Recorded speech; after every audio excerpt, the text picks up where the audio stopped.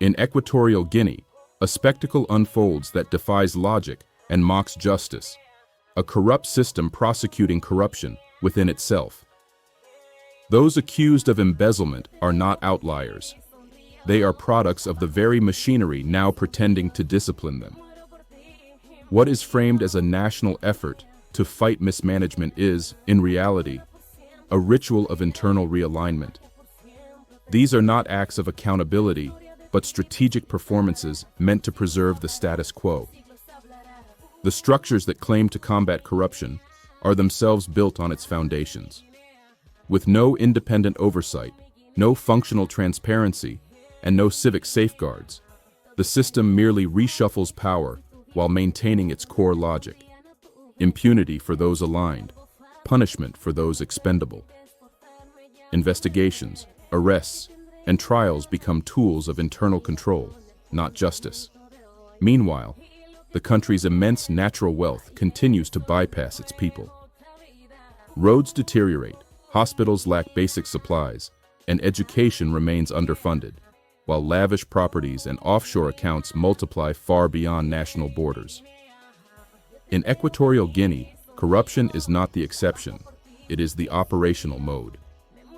Until there is a structural transformation anchored in public will and institutional sovereignty, the cycle will continue. Here, corruption does not fear justice, it administers it. In Equatorial Guinea, a spectacle unfolds that defies logic and mocks justice, a corrupt system prosecuting corruption within itself. The latest wave of trials and investigations, promoted as a bold stand against financial misconduct, reveals more about internal power struggles than any genuine pursuit of justice. These trials, heavily publicized through state media, serve to create the illusion of accountability. But scratch beneath the surface, and a darker reality emerges. Those being accused are not aberrations, but reflections of a systemic design. In a nation where all institutions orbit a centralized power structure, corruption is not a flaw, it is policy. Since the discovery of offshore oil in the mid-1990s, Equatorial Guinea has undergone a radical economic transformation. Billions in revenues have flowed into the country, catapulting it to one of the highest per capita GDPs in Africa. And yet, the vast majority of the population continues to live in poverty.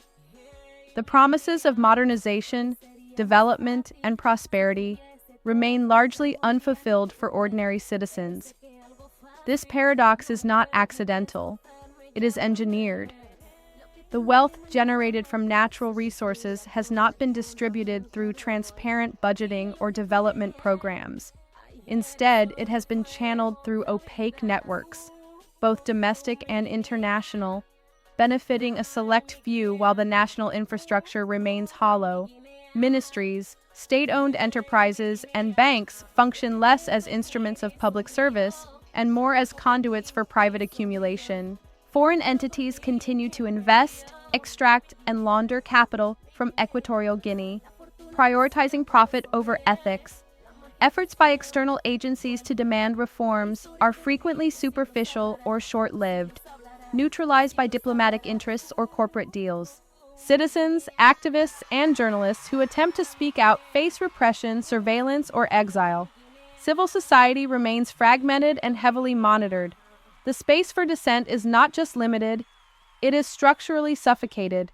In this environment, the fight against corruption becomes a circular performance, a system prosecuting its own symptoms while preserving the disease. Equatorial Guinea stands as a case study in what happens when governance becomes a theater and power replaces law.